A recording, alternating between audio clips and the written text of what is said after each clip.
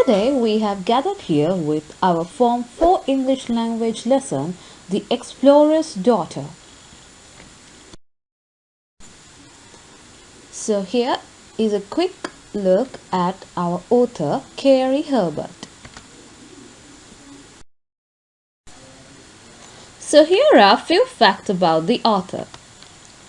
Carey Herbert is a British travel writer, photographer, and television presenter. She was born in September 17th, 1970. Now she is 50 years and she lives in United Kingdom. So let's have a quick look at what this passage about. So here are the ideas that she presents us through this text. Herbert describes the hunt of a narwhal and her struggle to accept the hunt as acceptable. The piece is set amongst the Inuit people. And the context is Carey Herbert's father was a polar explorer. She lived with her family in northwest Greenland. So this has created a strong sense of identity for Herbert and is reflected in the title of the piece, The Explorer's Daughter. On with her purpose, she describes the dilemma between understanding the Inuit people and judging them by her own standards. She finds it a hard experience to witness the killing of the whales, but she understands the reasons behind the hunt. Now let's have a look at the type of language that she has used. Here are a few local vocabulary that she has used in the passage. Pods, which means small groups of whales. Fjord, a long narrow stripe of sea between steep mountains. Matak or blubber, the fatty skin of the whale. Scurvy, a painful weakening disease caused by lack of vitamin C. Tupulax, charms or figures with magical powers. And Herbert does not explain the vocabulary. It is as though it is part of her own language. She feels this because she grew up in this location.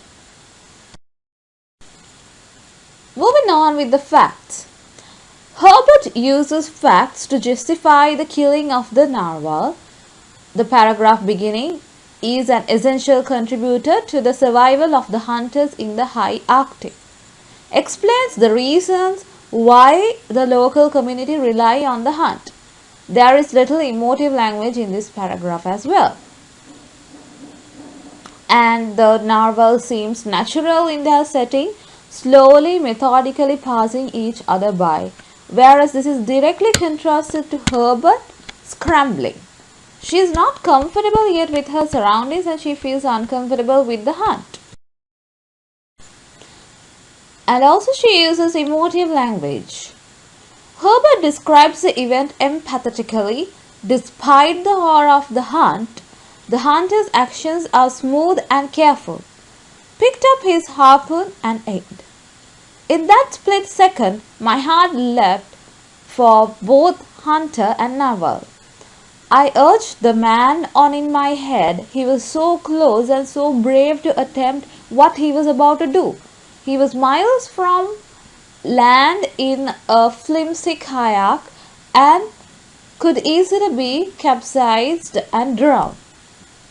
When talking about the structure of this passage or the piece of writing, Herbert skillfully flits between highly emotive paragraphs and very factual paragraphs. This almost allows her to justify the killing of the narwhal.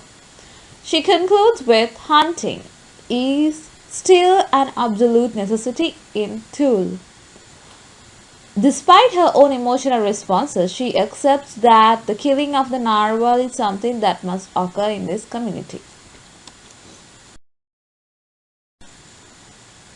When moving on with the understanding the text activity, there are a few questions presented to you. So you have to provide the answer along with the evidence. One example is provided to you so that you can continue with the other. So the first question, why do the Inuit hunt the narwhal? Find as many reasons you can. It's because narwhal meat provides food, a valuable part of the diet for both man and dogs. And whales are rich in necessary vitamins and minerals. So these were the reasons that they were hunting these whales. So likewise, you have to find the answer and also an evidence from the text. So this is a help for you all to write an essay type question when it comes with a paragraph to answer the questions which are being provided to you. So it's not only about writing the answer on your own, but you have to prove whatever the answer that you give should be correct. So that is the reason that they ask you to provide evidence where it will be an added advantage and you will gain extra points on providing the evidence from the text. That means the quotations from the text. The sentences which are there in the text, if you quote it out with the answer that you are providing, you will get more marks and you will be able to end up with a very successful answer. And also, when you're writing an answer, it is a must for you to explore on the language.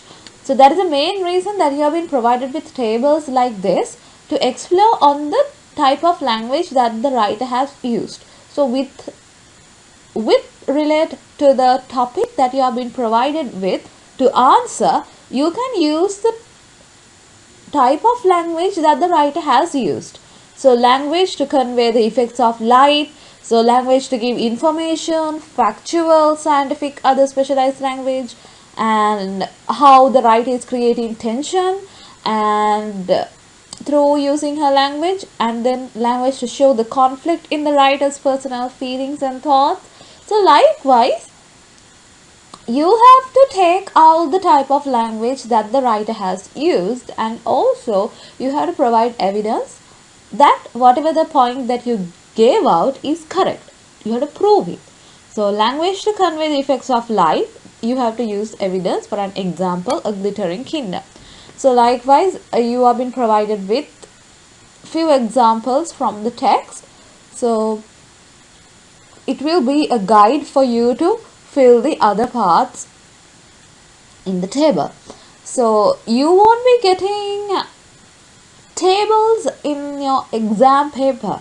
This is a guide for you all to construct a paragraph on the language. So you are using this type of language to convey this type of an effect in the writer. You are using language to create tension because you need the writer to feel the same tension that you need the reader to feel the same tension that the writer felt. So likewise, you can feel. When it comes to writing tasks, so this is why we use those types of tables which are filled with questions and language patterns to answer these type of questions. So write about a place you know well or have recently revisited that has changed significantly in the time that you have known it. Analyze the ways in which it has changed, giving your thoughts about these changes. So some people think that not enough is being done to preserve traditions and customs. What aspects of your way of life would you most want to keep and why? So these are a few writing tasks for you to enhance your critical thinking skills. With the same time, you have to improve your writing skills as well. So there are exam style questions. These are the types of questions that I said previously. You won't be getting these tables to fill, but the utter motive and the aim of providing these tables is to get used with the exam type questions. So those tables are the summary of what you are going to write. So with the help of those facts only, you are building up the paragraphs to write an exam style answer. So how does the writer use language and structure to explore the hunter's way of life? So by using the use of language table, you can elaborate the points in a very creative manner and construct an essay type answer with the usage of that table.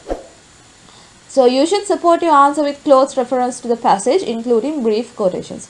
So this is an added advantage, as I told you before, when the answers are being checked in the criteria. It is a must for you all to provide the evidences where it will lead you to have good score on what you write. So always give a worth to what you write. Don't just write the answers, give a worth to what you write by providing the quotations from the text. So it will be a plus point for your answer. So this is a site that I took information from, and if you can refer to this site and get more information about this lesson. Thank you for listening. Have a good day.